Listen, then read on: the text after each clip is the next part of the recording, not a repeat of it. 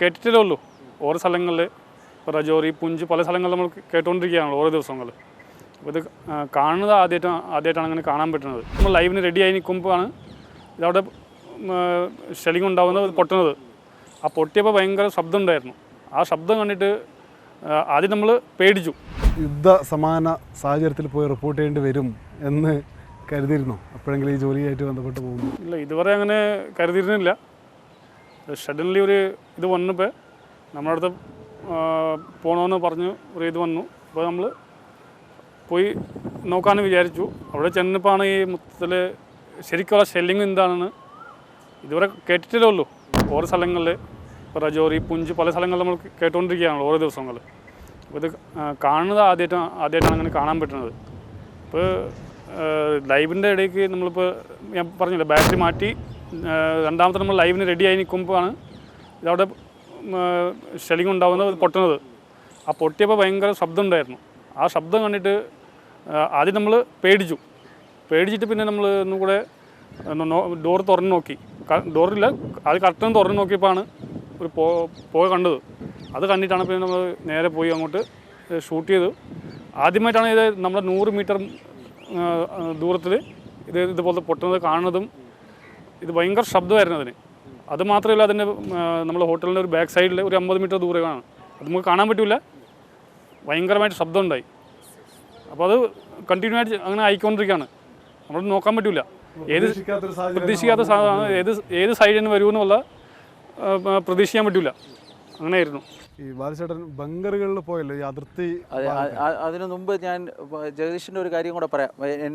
അതായത് ജഗദീഷിൻ്റെ ഗ്രാമം എന്ന് പറഞ്ഞു കഴിഞ്ഞാൽ, ജഗദീഷ് പറഞ്ഞ ഉത്തരാഖണ്ഡിൽ നിന്നാണ്. ജഗദീഷിൻ്റെ ഗ്രാമത്തിൽ ഓരോ വീട്ടിലും മിനിമം ഒരാളെങ്കിലും ഈ സൈന്യത്തിൽ ഉള്ള ഒരു ഇതാണ്. അപ്പം പലയിടത്ത് പോകുമ്പോൾ ഈ ജഗദീഷ് മറ്റേ ഈ നെയിമൊക്കെ കണ്ടിട്ട് ഇവരെ തിരിച്ചറിഞ്ഞ്, കാരണം അവിടുത്തെ കാസ്റ്റ് നെയിമും ഗോത്ര നെയിമും ഒക്കെ കണ്ട് ജഗദീഷ് ആൾക്കാരെ ഇതൊക്കെ ചെയ്യാറുണ്ട്. അപ്പം സൈന്യത്തിൽ ഈ സമയത്ത് ജഗദീഷ് എൻ്റെ അടുത്ത് പറഞ്ഞു, പണ്ട് സൈന്യത്തിൽ പോകണമെന്ന് ആഗ്രഹിച്ചിരുന്നതാണ്. അപ്പോൾ ഏതായാലും ഒരു യുദ്ധം ജഗദീഷിന് ഇങ്ങനെ ലൈവായി കാണാൻ പറ്റി. സൈന്യത്തിൽ പോയില്ല എങ്കിലും അത് ആഗ്രഹിച്ചതാണ്, പല പ്രാവശ്യം ട്രൈ ചെയ്തതാണ്. പല ഘട്ടങ്ങളായിട്ട് പോയിട്ട് അവസാനം ചില സമയത്ത് മെഡിക്കലിലെയും അല്ലെങ്കിൽ പിന്നെ റിട്ടേണിലെയോ അവിടെ ഇവിടെയൊക്കെ ചെറിയ ഇതിന് ഇത് വേറെ എന്തോ പ്രശ്നമാണ്, ടെക്നിക്കൽ എന്തോ പ്രശ്നമാണ്. അതൊന്നും എന്താണെന്നുള്ള നമുക്ക് അറിയില്ല. പക്ഷെ പോകാൻ പറ്റിയില്ലെങ്കിൽ നമ്മൾ ഇതിലായിട്ട് നേരിട്ട് പോയിട്ട് റിപ്പോർട്ട് ചെയ്യാൻ പറ്റിയത്. ജഗദീഷ് ഈ കഥ എൻ്റെ അടുത്ത് സൈന്യത്തിൽ പോകേണ്ട കഥയൊക്കെ എൻ്റെ അടുത്ത് ഈ സമയത്താണ് പറഞ്ഞത്. എന്നെ സംബന്ധിച്ച് അതിൽ കുറച്ച് ഒരു കാര്യം പറയാനുണ്ട്. എനിക്ക് എൻ്റെ വലിയ കാരണം, ഞാൻ സ്കൂളിൽ പഠിക്കുന്ന സമയത്തായിരുന്നു ഈ ഗൾഫ് യുദ്ധം ഉണ്ടായത്.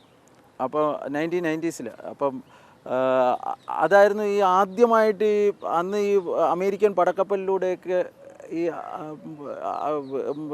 യുദ്ധവിമാനങ്ങളൊക്കെ ഇറങ്ങണതുമൊക്കെ അന്ന് ടി വിയിൽ ആദ്യമായിട്ട് കാണുന്ന അപ്പോഴാണ്. അന്നോട്ട് എനിക്കൊരു ആഗ്രഹം ഉണ്ടായിരുന്നു, എന്തെങ്കിലും ഇങ്ങനെ പോയിരുന്ന് റിപ്പോർട്ട് ചെയ്യണമെന്നുള്ള ഒരു ആഗ്രഹം ഉണ്ടായിരുന്നു. 99 കാർഗിലിൻ്റെ സമയത്ത് കോളേജിലായിരുന്നു. അപ്പോൾ അതിനുള്ളൊരു അവസരം എനിക്ക് കിട്ടിയിരുന്നില്ല. പിന്നെ ഈ ഇന്ത്യയിലെ ഒരു വലിയ കോൺഫ്ലിക്റ്റ് എന്ന് പറഞ്ഞു കഴിഞ്ഞാൽ മുംബൈ ടെറർ അറ്റാക്ക് ആയിരുന്നു. അത് പോയി റിപ്പോർട്ട് ചെയ്യാൻ വേണ്ടി പറ്റിയിട്ടുണ്ടായിരുന്നു. പിന്നെ നമ്മുടെ കാലത്തുണ്ടായിട്ടുള്ള 2 കാര്യം, ഒന്ന് പാലസ്തീൻ ഇസ്രയേലും പിന്നെ ഉക്രൈൻ റഷ്യയും മാത്രമായിരുന്നു. അതിനൊന്നും പോകാൻ വേണ്ടി പറ്റിയില്ല. ഞാൻ ദീർഘകാലമായി ആഗ്രഹിച്ചിരുന്ന ഒരു കോൺഫ്ലിക്റ്റ് സോണിൽ നിന്ന് റിപ്പോർട്ട് ചെയ്യണമെന്ന് ആഗ്രഹിച്ചിരുന്നു. ആ ആഗ്രഹം നടന്നു എന്നുള്ളതാണ്. ഇനിയും ചിലപ്പോൾ ഉണ്ടാകേക്കാം. പക്ഷേ ആ സമയത്തൊക്കെ എൻ്റെ ഒരു ജേർണലിസം കരിയറിൽ ഇടയിൽ ഉണ്ടാവും എനിക്കറിയില്ല. ഇനി ഉണ്ടായാൽ തന്നെ നമ്മുടെ ആ പ്രായമൊക്കെ കഴിഞ്ഞു പോകും എന്നുള്ളതാണ്. അപ്പോൾ ഇതായിരുന്നു എന്നെ സംബന്ധിച്ചൊരു ലാസ്റ്റ് ബസ് എന്നുള്ളായിരുന്നു.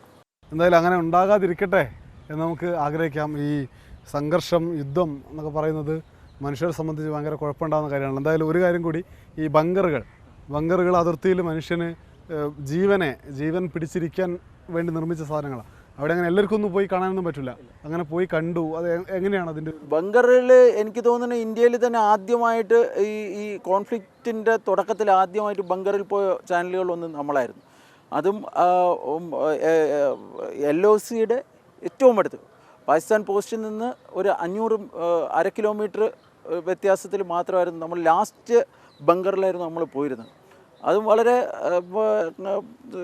ഈ പറയുന്നത് പോലെ തന്നെ നമ്മൾ ആ ഏരിയയിലേക്കൊക്കെ പോകുമ്പോഴത്തേക്ക് നമുക്ക് ഉള്ളിൽ ചെറിയ തോതിലൊക്കെ ഉള്ള ഒരു ഭയമൊക്കെ ഉണ്ടാകുന്നതാണ്. പക്ഷേ നമുക്ക് അവിടെ കൃത്യമായൊരു വ്യക്തമായൊരു കോണ്ടാക്റ്റ് ഉണ്ടായിരുന്നു. അങ്ങനെയാണ് നമ്മൾ അവിടെ എത്തുന്നത്.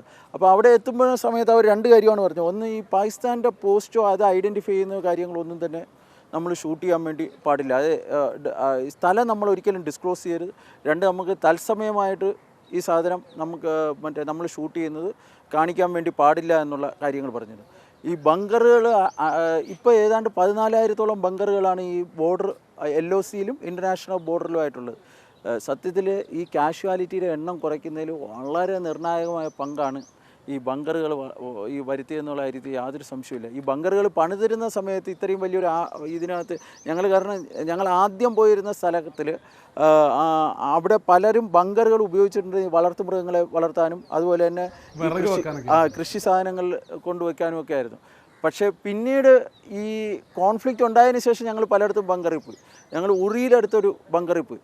ആ ബങ്കർ എന്നൊക്കെ പറഞ്ഞു കഴിഞ്ഞാൽ വൃത്തിയൊന്നുമില്ല. പക്ഷേ അവിടുത്തെ ജനങ്ങളെ സംബന്ധിച്ചിടത്തോളം അത് വലിയ ആശ്വാസമാണ്. കാരണം അവിടെയാണ് അവരുടെ ജീവിതം അവർ ഇത് ചെയ്യുന്നത്. കാരണം ഇത് വളരെ നല്ല തിക്കായിട്ടുള്ള, അതായത് ഒരു ഷെല്ലൊക്കെ വീണാൽ പോലും പെട്ടെന്ന് അത് തകരുന്ന തരത്തിലല്ല, അത്രയ്ക്ക് നല്ല കട്ടിയുള്ള കോൺക്രീറ്റിൽ നല്ല ഒരു ഇതിൽ ആണ് അവർ ഇത് ചെയ്തിരിക്കുന്നത്. പലയിടത്തും ഞാൻ പിന്നീട് ഈ പത്രങ്ങളിലൊക്കെ വായിച്ചിരുന്നത് ഈ പലയിടത്തും ആൾക്കാരെ രക്ഷിച്ചത് അതുപോലെ തന്നെ നമ്മൾ RS പുരയിൽ പോയിരുന്നപ്പോൾ അവർ പറഞ്ഞു, RS പുരയിൽ ഈ ഒരു രാത്രി കംപ്ലീറ്റ് ഷെല്ലിംഗ് ഉണ്ടായപ്പോഴത്തേക്ക് ആൾക്കാർ കമ്മ്യൂണിറ്റി 2 തരത്തിലുള്ള ബങ്കറുണ്ട്. ഒന്ന് കമ്മ്യൂണിറ്റി ബങ്കറും ഒന്ന് ഇൻഡിവിജ്വലായിട്ട് ഓരോ വീടുകളിലുള്ള ബങ്കർ. ഈ കമ്മ്യൂണിറ്റി ബങ്കറിലാണ് ആൾക്കാർ അത്രയും വന്ന് ഇരിക്കുന്നത്. അപ്പോൾ അതിൻ്റെ തൊട്ടടുത്തൊക്കെ പൊട്ടിയെങ്കിലും ഈ ബങ്കറുകൾ അങ്ങനെ അവർക്ക് ടാർഗറ്റ് ചെയ്യാൻ വേണ്ടി പറ്റിയില്ല. അല്ലെങ്കിൽ ബങ്കറുകൾക്ക് വലിയ സുരക്ഷിതമായിരുന്നു എന്നാണ് പറയുന്നത്. ഏതായാലും അതൊരു വലിയ ആൾക്കാരെ സംബന്ധിച്ച് വലിയൊരു ആശ്വാസമായിരുന്നു. പിന്നെ ഈ RS പുരയിൽ നമ്മൾ പോയപ്പോൾ ബങ്കറിൽ എന്ന് പറഞ്ഞാൽ ഈ എവിടെ ഷെല്ലിങ് തുടങ്ങി കഴിഞ്ഞാൽ അപ്പോൾ അവന്മാർ ഫാമിലി ഉണ്ടല്ലോ, പിള്ളേരെ ഇതൊക്കെ എല്ലാവരും ദൂരെ എവിടെയെങ്കിലും പറഞ്ഞയക്കും. അപ്പോൾ ബോർഡറിൽ ഉണ്ട്. ബോർഡറിൽ അത് നമ്മൾ ഒരു കോൺഫ്ലിക്റ്റ് ഉണ്ടാകുകയാണ് അല്ലെങ്കിൽ ഒരു സംഘർഷം ഉണ്ടാവുകയാണെങ്കിൽ ആദ്യം ചെയ്യുന്നതെന്ന് പറഞ്ഞു കഴിഞ്ഞാൽ കുട്ടികളെയും സ്ത്രീകളെയും അവർ ഈ മെയിൻ ലാൻഡിലേക്ക് വിടും. എന്നിട്ട് പുരുഷന്മാർ മാത്രം അവിടെ ഉണ്ടാവും. കഴിവതും പ്രായമായ പുരുഷന്മാർ, ചെറുപ്പക്കാരായ പുരുഷന്മാരെ അവർ 2ാം ഘട്ടത്തിൽ വിടും. കാരണം എന്ന് പറഞ്ഞു കഴിഞ്ഞാൽ ഈ കന്നുകാലികൾ വളർത്തുമൃഗങ്ങളൊക്കെയാണ് ഇവരുടെ ഈ ഉപജീവന മാർഗത്തിലെ ഒരു വലിയ, അതിനെ നോക്കാൻ വേണ്ടിയുള്ള ഏറ്റവും ബെയർ മിനിമം ആൾക്കാർ നിന്നിട്ട് ബാക്കിയുള്ളവരെല്ലാം പോകും. ഓരോ വീട്ടിൽ നിന്ന് ഓരോ ആൾക്കാർ വെച്ചിട്ട് അവിടെ നിൽക്കും. ബാക്കിയുള്ളവർ സുരക്ഷിത സ്ഥാനം. യുദ്ധം നമ്മളെ അടുത്ത് എത്തുന്നത് വരെ നമുക്കിതൊരു ഒരു വേറൊരു ചിത്രമാണ്. പക്ഷേ നമ്മുടെ ഫ്രണ്ടിൽ നമ്മൾ കാണുമ്പോൾ അവരുടെ ജീവിതമൊക്കെ കാണുമ്പോൾ ഒരു ദിവസമെങ്കിലും ഒരു നിമിഷം നേരത്തെ തീരണമെന്ന് നമ്മൾ ആഗ്രഹിച്ചു.